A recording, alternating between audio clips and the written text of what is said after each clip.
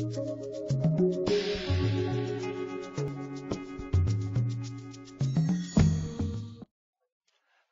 this is KM. Here is the third video on metal intoxication in the Biochemistry and Public Health series. We are here to discuss the toxic effects of lead and mercury. Lead used to be a problem in gasoline added with tetraether lead. Now, all lead gasoline is banned. Recent crisis came as our surprise is lead in drinking waters. In fact, plumbing was an old problem, lasted for centuries, as it is still a health concern. Over the last century, lead has been used in plumbing. Water pipes were made with lead-containing materials, despite lead could be very toxic. Lead is also used in paints, utensils, and found in garden soils. Children is the major victim at home to be intoxicated with lead. Because lead is everywhere, despite we stopped the use of lead gasoline. Atmospheric sources could also put lead into our lung, or from paint, soils, or utensil can get into our digestive tract, ending up to the bloodstreams. Interestingly, tetraether lead is a lot easier than inorganic lead to get to our brain, as lead is mainly in the blood with a short half-life of 12 days. It gets into the process of heme synthesis. Biosynthesis of heme involves many enzymatic steps with delta aminoadenylated ALA formed from succinyl-CoA and glycine with ALA synthetase. ALA is further joined into phosphorylinogen with delta ALA dehydrase in the cytosol to form urophosphorylinogen and co-phosphorylinogen 3 to protoporphyrin. Finally, one heme is formed with 4 protoporphyrin 4 molecules with ferrochelatase in the mitochondria. Lead, unfortunately, could inhibit ALA dehydrase and ferrochelatase, and in the transport of iron over the membrane could be inhibited by lead in the process of heme biosynthesis. Lead intoxication in the brain or central nervous system damage with ataxia, coma, and convulsions are well documented as lead ions might inhibit cholinergic neuron function. Because lead gets into the blood and inhibits heme biosynthesis, it also causes anemia and shortening of erythrocyte half-life. As lead inhibits the enzyme for heme synthesis, a higher level of delta ALA could be found in the blood and urine of lead-intoxicated patients than normal person. In fact, the increased level of delta ALA is being used as a biomarker to indicate lead poisoning, which may also be related to lower IQ. You may watch this YouTube for more detailed information.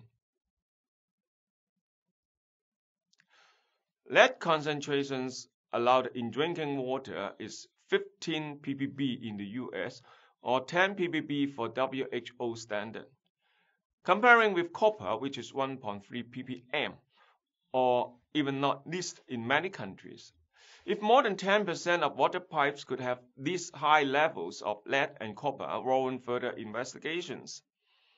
We all notice that the maximum allowable level should be 0, as suggested by the US EPA, but we also realize that is non-enforceable. The U.S. Food and Drug Administration is using a 5 ppb level in drinking water. In 1998, the mean lead levels in the U.S. was 2.8 and 4.8 ppb in Canada. The calculated daily Pb lead intake is 3.8 microgram in infant and 10 microgram for adults. The FDA revised its standard to 6 microgram per day in 1993. Noting that lead is not just from water, it is also found in foods and air pollutants.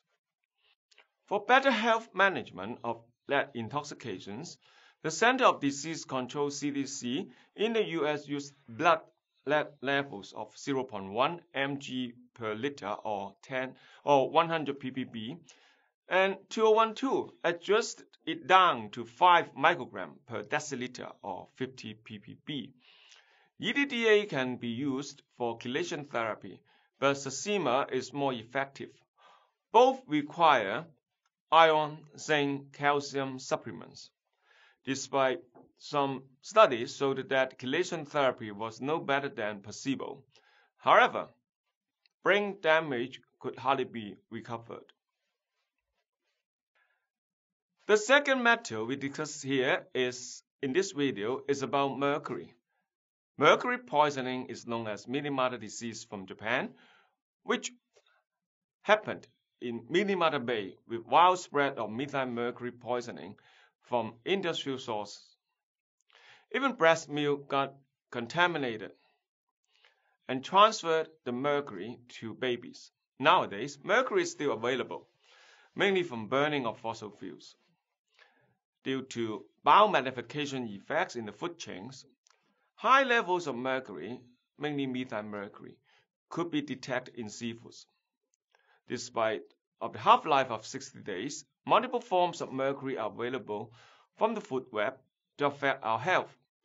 Several parameters of blood level and reference level of daily intake are in place. We are still today exposed to mercury, unfortunately. You may click into the links to learn more about Minamata disease with YouTube link and other concern of modern day of mercury in our foods at the link below.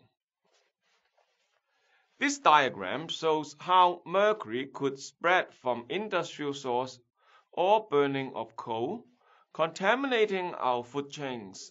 When it gets into the soil or sediments, it will be converted to methylmercury and got biomagnification effects to contaminate our seafoods, especially fish. High dose of mercury could be corrosive and can cause renal dysfunction. Since microbes convert divalent mercury to methylmercury with vitamin B12, the methylated mercury can pass through the blood-brain barrier easily to cause many different neurotoxic effects, causing muscle tremors, paresthesia, ataxia, hallucinations, deafness, and gingivitis. Thiol drugs could be useful with D-pen or dithiol such as DMSA, Saxima, etc. However, the damaged brain cell could not be recovered.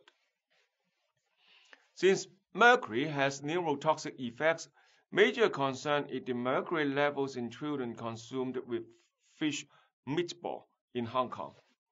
A study done 2 decades ago confirmed that the high consumers of fish consumption had higher blood and hair mercury levels. From the data, as you could see that hair levels are not as good as blood mercury levels. Most importantly, stopped from eating fish for 3 weeks, their blood mercury levels back to normal. Another study on infertility patients in Hong Kong were found with a correlation of high blood mercury with infertility and high seafood consumptions. Hong Kongers consume on average 2 kilograms of seafoods per week as high consumers, whereas in the US they only consume 55 grams per week. Are fish lovers in danger of mercury poisoning, and should we avoid fish? Possibly, in fact, many coastal cities worldwide have similar conclusions on high fish consumer with higher mercury intake associated with different medical problems. As coal emissions produce mercury, biomodification effects bring us back the mercury to our mouth. However, we should not avoid seafoods or fish. Unsaturated fatty acids or omega-3 fatty acids from fish are good for our health with minerals and proteins. We have to strike a balance here. This chart summarizes the mercury contents and omega-3 fatty acid concentration in fish samples from American Heart Association. As you can see, halibut, mahi-mahi, and tuna all have high mercury levels despite they also have omega-3 as they are ocean fish in big sizes. Salmon, however, from aquaculture farms showed high omega-3 levels and less mercury contaminations. Other seafoods like shrimp and oyster also have high omega-3 fatty acids. Here are some advices we have for you. According to a position paper from the Hong Kong College of Pediatrics. Firstly, try not to have more than 500 grams per week or more than 200 to 300 grams per serving, 2 servings per week.